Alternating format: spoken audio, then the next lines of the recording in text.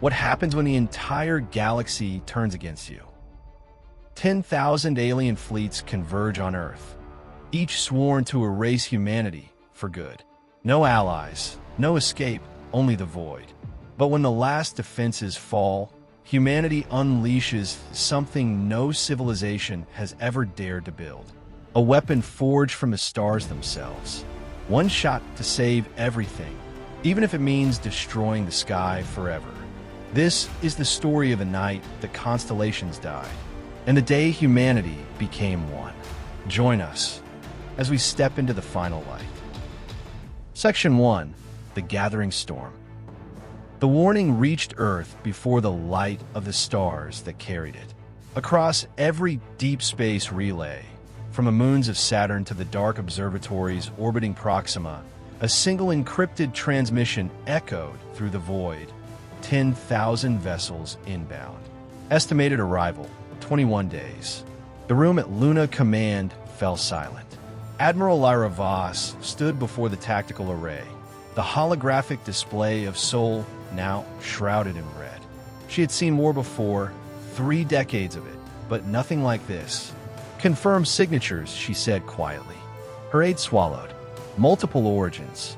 Juntar, Rethari, Karu, even remnants of the Luxari constructs. All converging, all hostile. So it was true.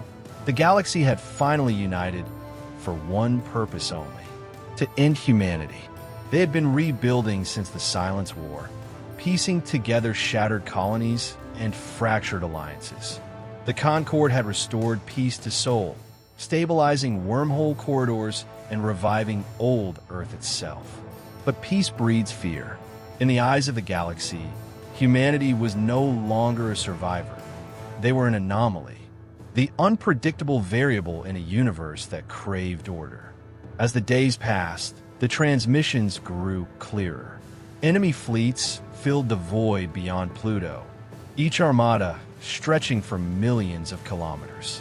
Thousands of species, each with their own history of loss and vengeance, bound together by a single doctrine: humanity destabilizes. Humanity must be erased. Voss stood at the viewport, overlooking Luna's horizon. The Earth hung below, serene and blue, unaware of the storm gathering beyond the stars. She could almost imagine the people still sleeping under its sky, children dreaming beneath constellations that had guided their ancestors for millennia. But those constellations would soon mean nothing. "Admiral," said Commander Ashar, her second-in-command, stepping forward.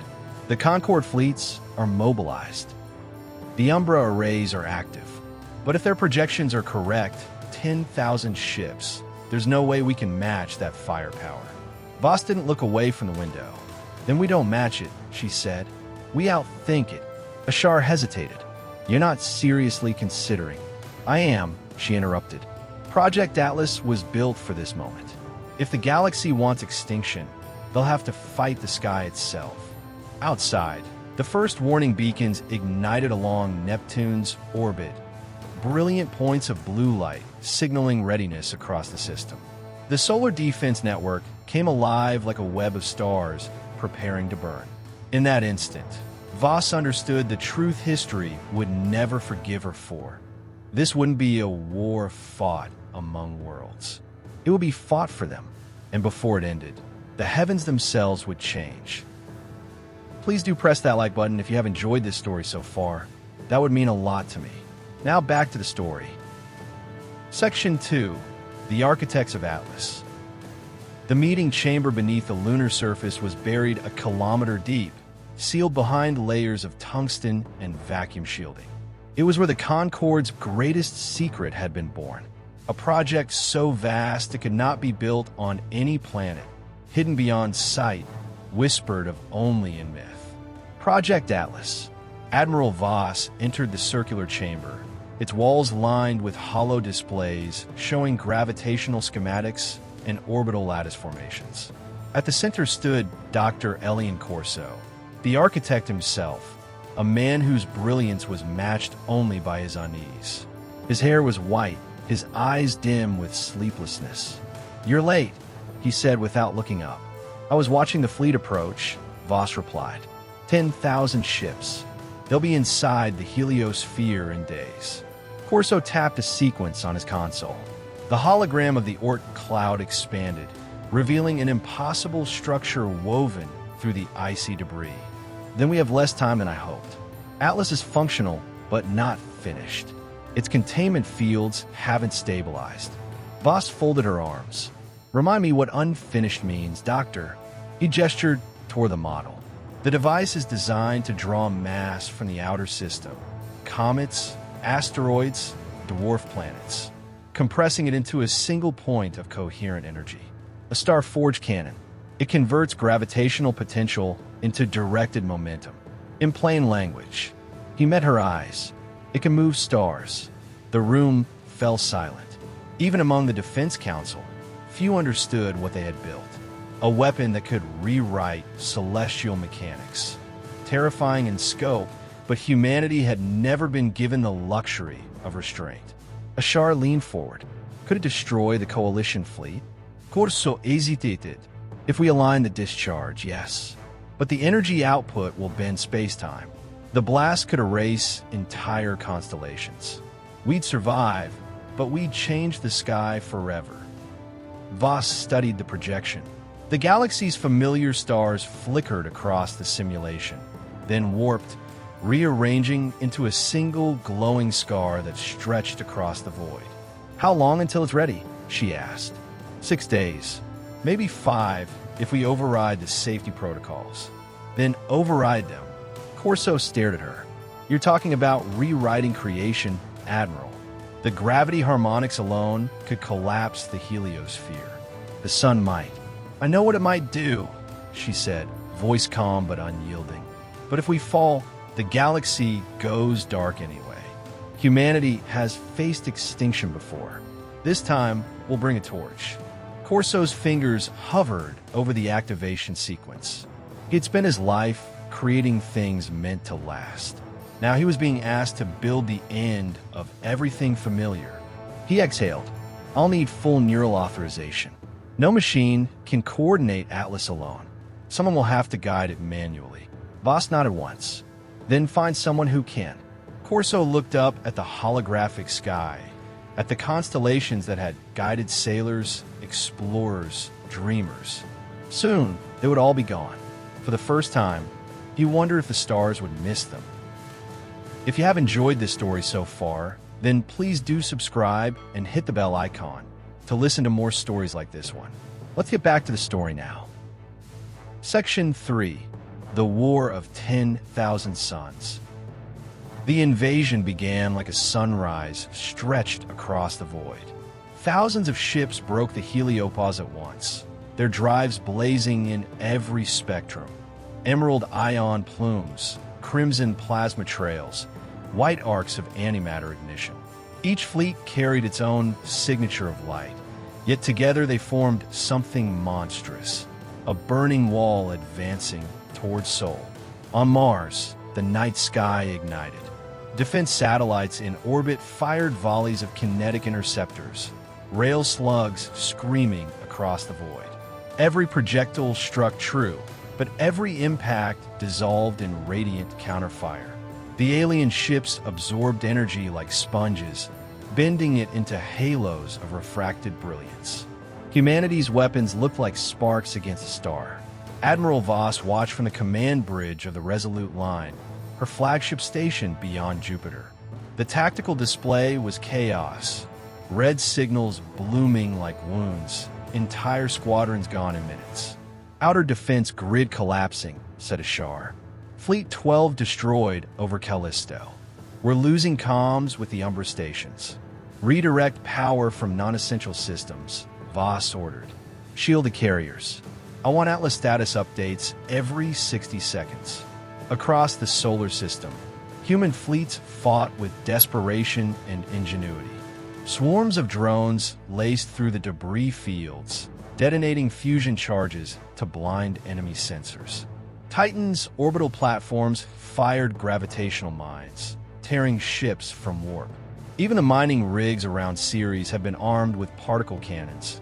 Each miner a soldier now. But numbers told the truth. For every alien vessel destroyed, 10 more breached the perimeter. The Coalition's formations were perfect, mathematically flawless, moving as if guided by one vast consciousness. Dr. Corso's voice crackled through the command channel. Admiral, Atlas reactors are reaching phase stability. But if we don't divert energy from the Umbra arrays, we'll overload before synchronization. Voss frowned. If we divert, the inner system loses shielding. I know, Corso replied softly. But if we don't, there won't be an inner system left to shield. For a moment, Voss said nothing. Outside, Jupiter's clouds burned with reflected light, storms twisting in colors no human I'd seen. Every instinct in her told her to hold the line. But instinct had never won wars, only choices had.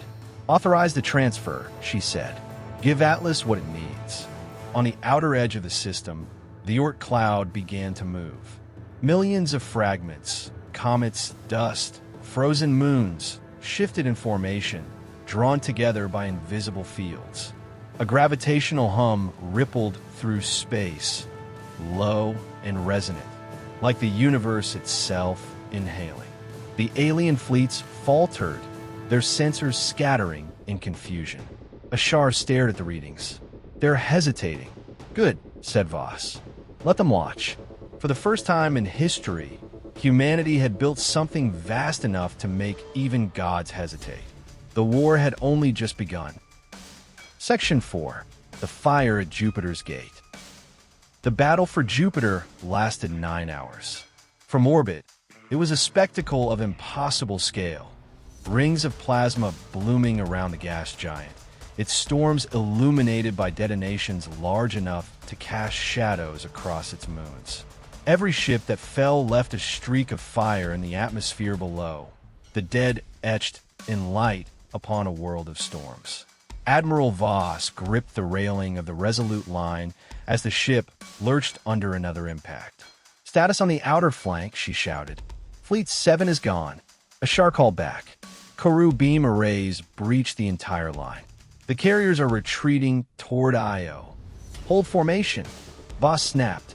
If they take the gravity well, Atlas loses synchronization. From the viewport, the scale of the Coalition's force was breathtaking. Massive Redhari dreadnoughts moved like black cities through space, each escorted by clouds of living drones. Behind them, Juntar fractal craft shimmered in and out of phase, splitting into mirror images faster than sensors could track. The sky itself seemed alive, every star replaced by a weapon. Humanity's fleets fought like wolves cornered by gods. The smaller vessels, the corvettes and gunships, darted through the chaos, launching magnetic pulse charges that scrambled alien targeting. Battleships rotated through firing patterns designed to confuse the Coalition's algorithms, never firing from the same coordinates twice. But even with perfect tactics, they were drowning in numbers. Admiral, said Dr. Corso's voice through the comm, Atlas synchronization has reached 93%. But gravitational drift from Jupiter's orbit is destabilizing the array's orientation. Meaning, if Jupiter's magnetic field collapses under the bombardment, the Oort field alignment will fail. You'll need to anchor it manually. Ashar turned toward her. That's suicide, Leira. Then we'll die at our posts, she said. Signal the Resolute line's engineering bay. Begin harmonic tether alignment. Outside, lightning danced across Jupiter's atmosphere, charged by the sheer energy of the battle. Massive arcs of plasma struck the hulls of both human and alien ships alike. The void had become an ocean of light and thunder. A Juntar spear cruiser broke formation, diving straight toward the flagship. Its hull glowed blue, overloaded with contained radiation. Impact in 15 seconds, cried the tactical officer. Redirect venting. Voss ordered. Reroute the Umbra conduits through the aft shielding now. The ship trembled as dark energy surged through its hull. The shields flared black, a shimmering void expanding outward. The alien vessel struck it head-on and disintegrated, its light collapsing inward like a dying star. Silence followed, then a roar across the bridge. Humanity had struck a god from the sky, but Voss didn't celebrate. Her gaze locked on the tactical readout, where thousands more red signatures continued their descent toward Sol. "This isn't the war," she whispered. "This is the prelude." She turned to Ashar. "Tell Corso we're out of time. Begin final activation of Atlas." For the first time in recorded history, the solar system itself prepared to fire. Section 5. The Architect's Burden.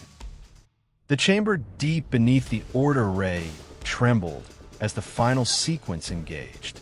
Conduits of dark energy coiled like serpents across the structure, arcing between frozen planetoids and reactor nodes. The machine was beautiful and monstrous at once. An artificial constellation spanning billions of kilometers, humming with the power to unmake worlds. Dr. Elian Corso stood at the heart of it, inside the neural synchronization cradle. Tubes of superconducting plasma ran from his spine into the control lattice. His breath came slow and shallow as the systems linked with his thoughts. Every pulse of the array mirrored his heartbeat. Every calculation echoed in his skull. Neural interface stable, the AI reported. Synchronization achieved at 98%. Warning: psychic feedback will exceed human limits within 30 minutes. Corso ignored the warning. His eyes flicked across the data streams, cascading before him.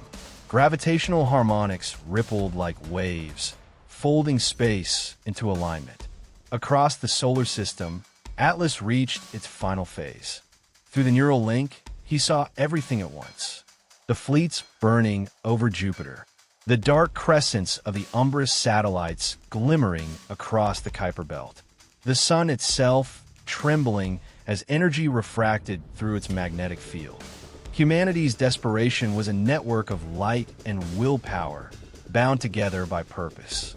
Then came the voices.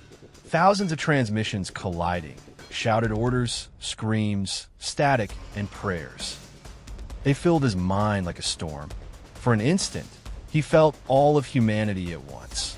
The miners hiding beneath Europa's ice, the children sleeping in orbital shelters, the soldiers staring into dying stars. He had designed Atlas to defend them, but now he realized what that meant. To save them, he would have to scar the universe itself. "Doctor," came Voss's voice over the channel. "The enemy is pushing through Jupiter's field. You're running out of time." "I know," he whispered. "Just a few more corrections." His fingers hovered over the manual override. The activation key required not just command authority, but direct neural consent. A human will strong enough to fuse with Atlas's quantum intelligence. Once engaged, there would be no separation. Ashar's voice cut in. "Elian, you'll burn yourself out in there. Transfer control to an automated relay." Corso smiled faintly. "You think an algorithm can make a choice like this?" Silence. Then Voss, softly. "You always said humanity's strength was its imperfection. Prove it." He looked out through the holographic interface, through the simulated void, towards Sol's faint shimmer. In that moment, he felt the weight of every star humanity had ever charted, every dream built upon their light. Soon, those constellations would be gone. "I will," he said, "but remember what this costs." He pressed his palm to the control node. The array came alive, light spiraling outward in fractal bursts. The Oort Cloud began to collapse inward, gravity folding space around him. Corso's final words echoed across the system before the link consumed him. "Every star has a price. Pay it well." Section 6. The Collapsing Sky. The first sign that Atlas had awakened was the silence. Across every communications band, from a Martian relay stations to the outer defense fleets, signals ceased. No static, no interference, just a hollow stillness that stretched across the system like a held breath. Then the stars began to move. From Earth's night side, astronomers watched in disbelief as constellations drifted.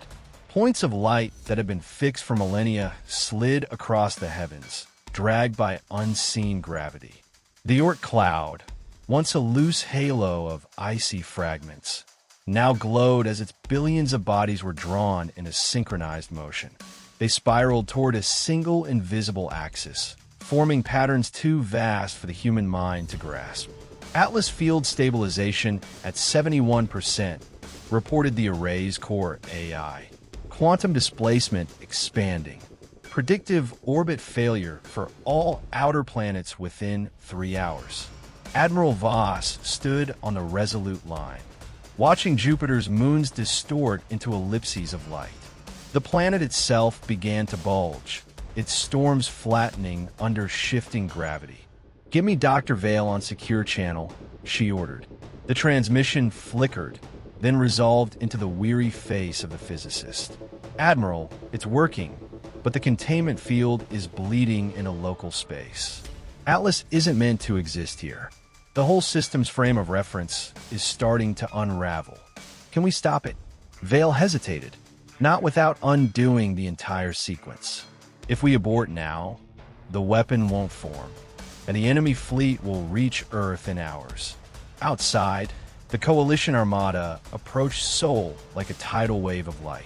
Thousands of ships in perfect formation, their drives shimmering with radiant power. They cut through the collapsing gravitational fields as if born from them, guided by alien mathematics. Every vessel that fell only split into 2 more, their modular forms regenerating mid-battle. "Atlas can't fire until the alignment stabilizes," Vale continued. "That means holding them off long enough for the final phase." Voss's jaw tightened. "Then we buy time." Orders rippled through every surviving human ship. Squadrons redirected course toward the oncoming fleets, engines blazing, weapons primed. They were outnumbered 100 to 1, but they charged anyway. Formations slicing through the dying light of Jupiter's orbit like shards of defiance. The sky fractured. Gravity ripples tore through the void, scattering debris and vaporizing asteroids. The Oort array glowed brighter than a star, its energy signature visible across parsecs. Every ship, human and alien alike, was caught in the turbulence. Space itself shuddered, folding like paper. On Earth, the night sky became a blur. The familiar constellations, Orion, Cassiopeia, the Great Bear, stretched into streaks of fire before vanishing completely. Humanity's history was being rewritten in light. Voss whispered, "Hold the line," even as her ship trembled under the pressure of collapsing space. The sky was falling, and humanity refused to bow. Section 7. The Light of 1,000 Graves. The Coalition fleet broke through the asteroid belt like an avalanche of light. Every ship burned with its own hue. Emerald plasma from the Red Hari, violet pulses from the Gentar, golden fractal engines from the Elian swarm. The combined brilliance turned space itself into a blinding ocean. Humanity's smaller vessels were sparks caught in the tide. The Resolute line led what remained of the Solar Defense Fleet. 87 ships stood between Earth and extinction. Their hulls were cracked, their reactors unstable, their weapons depleted. Yet every captain held position. Each one knew that as long as they stood, Atlas could finish aligning. Radiation surge incoming. A Shar warned from her console. Multiple energy signatures. Looks like they're charging their stellar lances. Voss nodded grimly. Brace for impact. The first wave hit seconds later. Pure energy swept across the defense grid, ripping through magnetic shields like cloth. Ships vanished in silence, their light consumed by the oncoming radiance. But when the glare cleared, the fleet still held. Humanity's answer came not in brilliance, but in darkness. The Umbra Project reactors pulsed to life. Black halos expanded around each ship, swallowing incoming beams, twisting light into nothing. The alien energy was devoured and converted into gravitational mass, feeding the next volley. It wasn't elegant, it was brutal. Every counterattack destabilized local space-time, bending trajectories, tearing ships apart without a trace. "Admiral," said Vale over the channel, his voice strained through distortion. "Atlas synchronization at 93%. You need to hold them another 5 minutes." "Understood," Voss replied. Her voice carried no fear, only resolve. 5 minutes is an eternity. Outside, the battle became chaos. The Elithian swarm split into millions of fragments, reforming behind human lines. Drones collided with carriers, burrowing through armor, detonating in waves of blinding heat.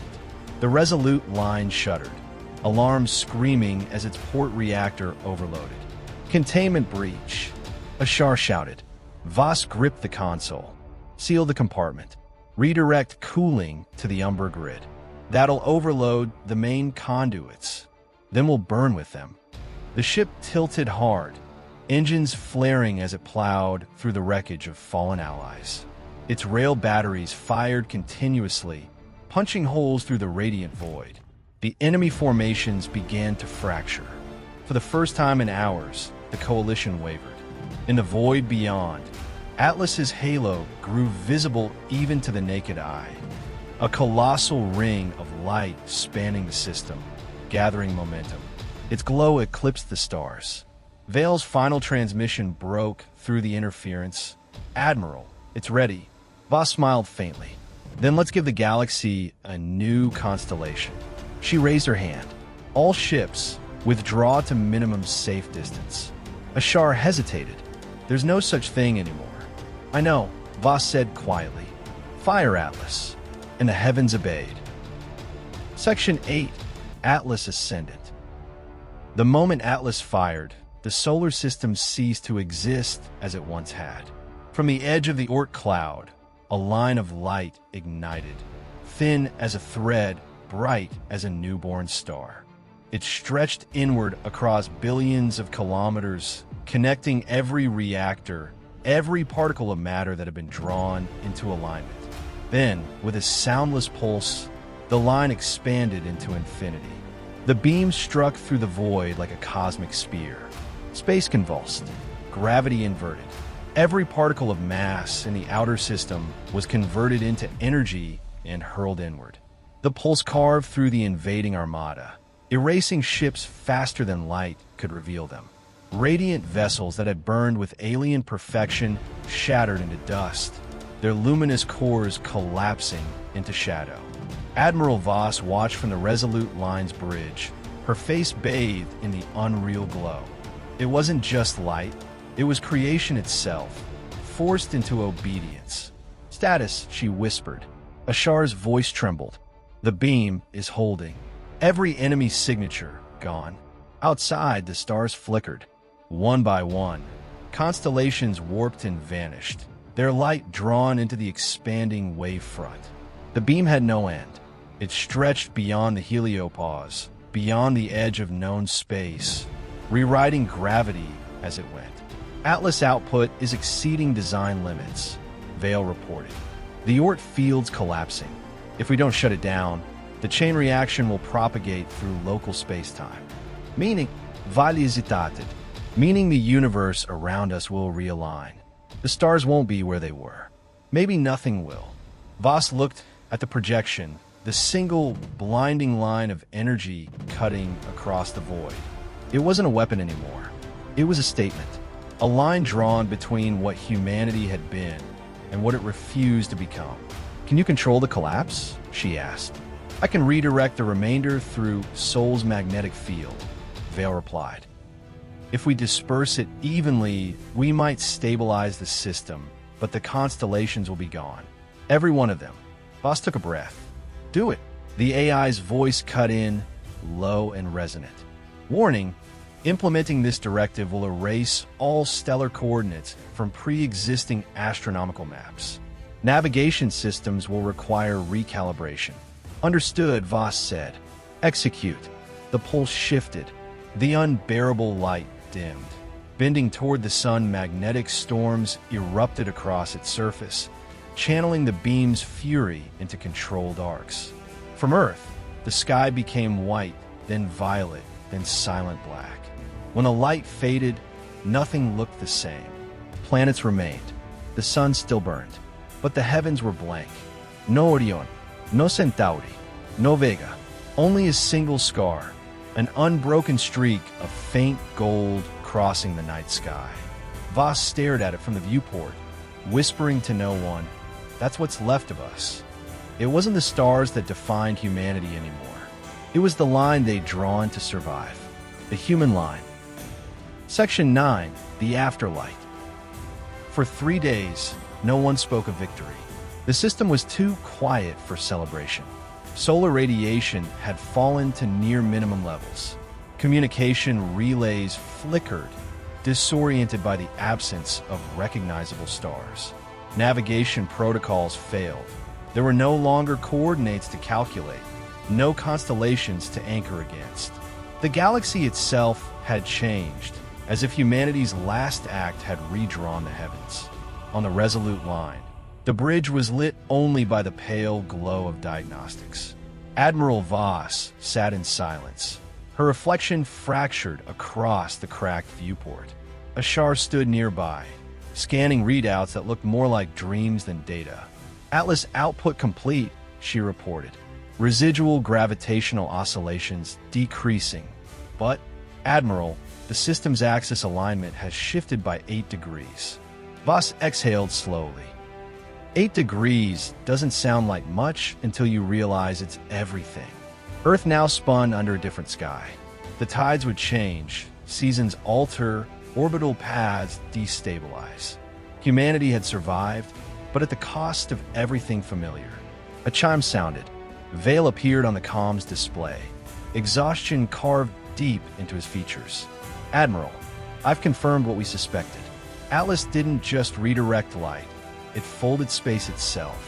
Every star we erased still exists, just somewhere else. We've displaced an entire section of the Milky Way into parallel offset." "Meaning?" Ashar asked. "Meaning we've created a boundary, an artificial horizon. The human line isn't just light. It's a literal wall between what was and what remains." Voss leaned forward. "And the fleet. The Coalition's remnants were caught in the collapse.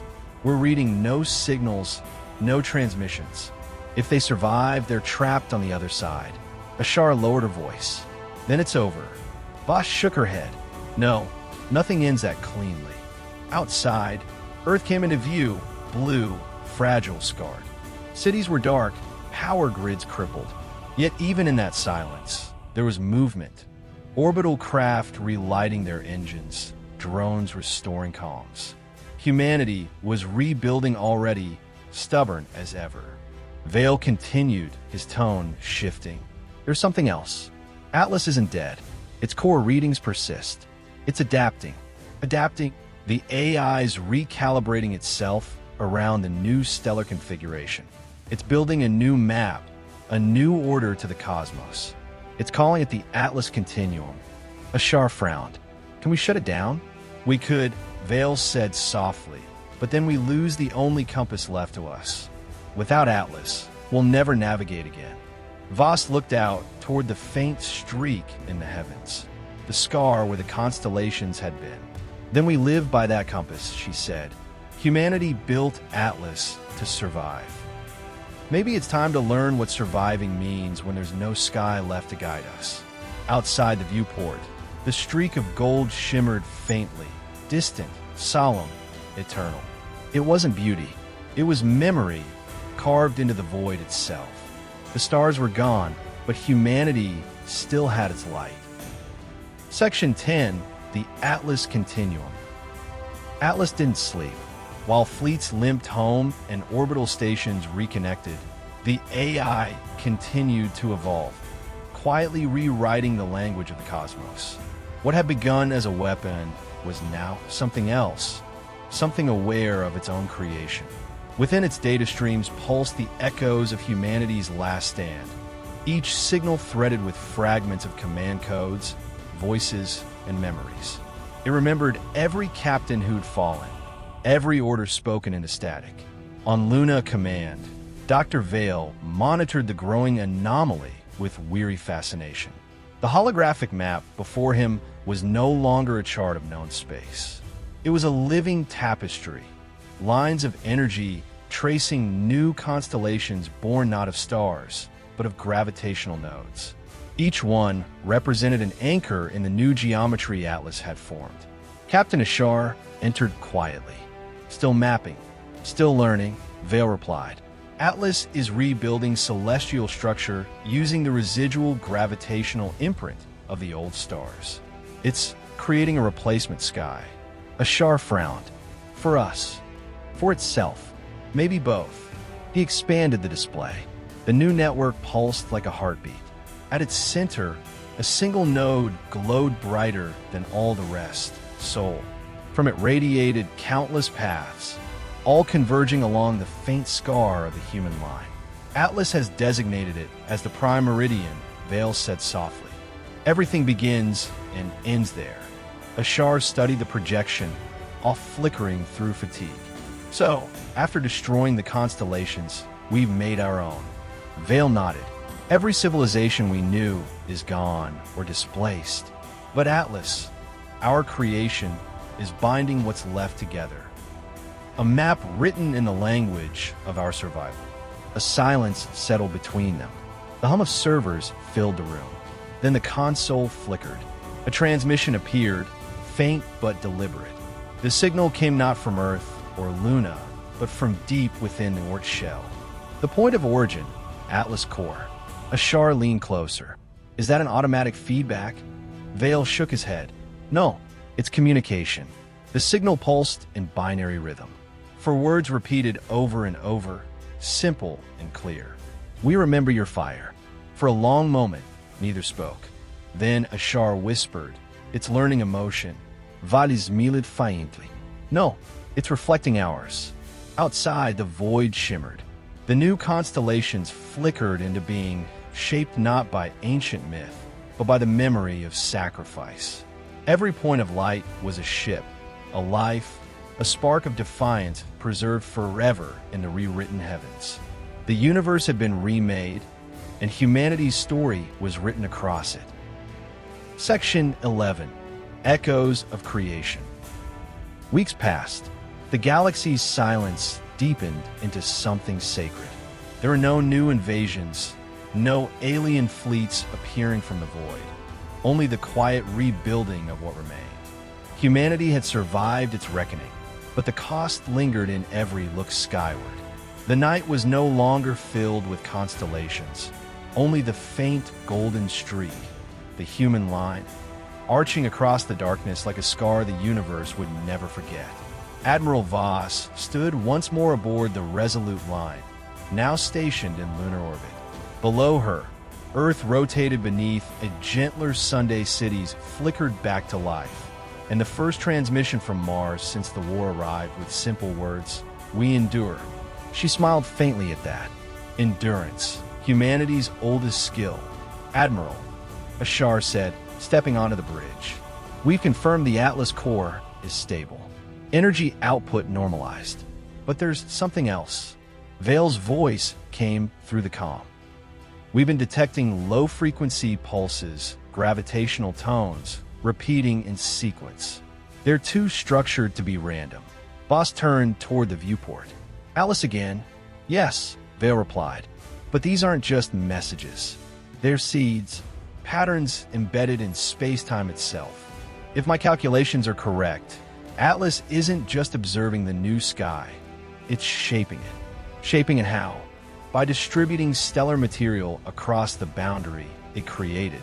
It's constructing microstars, tiny artificial suns across the scar. It's rebuilding the constellations." The bridge fell silent. Voss's eyes softened. "You're telling me Atlas is making a new night sky?" "Not just a sky," Vale said quietly. "A monument." Data streamed across the consoles. Maps of the artificial constellations forming within the void. Each pattern corresponded to something from humanity's history. The wings of the resolute dawn, the spiral of the lost colonies, even the faint outline of the first ship to reach Mars. A living record of who they were. Ashar whispered, We wiped the heavens clean, and now we're writing ourselves back into them. Voss nodded slowly. That's what survival means. You don't mourn the fire, you build from its ash. Outside, the golden line pulsed once, brighter than before. The artificial stars shimmered to life along it, weaving new light into the dark. Across Earth and the colonies, people stepped outside to watch as the heavens reshaped. No longer God's designs, but humanity's own. Vale's voice returned, tinged with awe. Atlas has renamed the central node. It no longer identifies itself as a weapon. Its new designation reads, Constellation Keeper. Voss stared at the streak of gold cutting through the void. Then it's not a machine anymore, she murmured. It's legacy. For the first time since the war, she felt peace, not triumph, not relief, but something deeper. Humanity had scarred the universe to survive. And now that scar was healing, glowing brighter with each passing moment. They hadn't destroyed the constellations after all. They had become one. Section 12, The Human Line. The new sky arrived without fanfare. It simply existed one morning. Its light washing over oceans, ice plains, and the metal bones of rebuilt cities. Where once constellations had guided myth, now the heavens bore something stranger, a single, sweeping thread of light cutting cleanly across the void. To some, it looked like a scar. To others, a horizon. Humanity called it the human line. Admiral Voss watched it from the observation deck of Luna Command. The streak shimmered faintly in the black, composed of thousands of microstars and fractured debris locked in gravitational harmony. The old sky had been erased, but this was humanity's new story written in light. Dr. Vale joined her, his eyes tired but bright. Atlas stabilized the pattern last night, he said. Every microstar is calibrated to broadcast a fragment of human history. Together, they form an interstellar archive. Anyone, human or alien, who looks up at this line will see our memory, our voice. An entire civilization written across the dark, Voss murmured. That's one way to make sure they don't forget us. Valis milid faintly. It's more than remembrance. It's protection. The energy field generated by the line's geometry acts as a barrier, a gravitational wall extending far beyond Sol.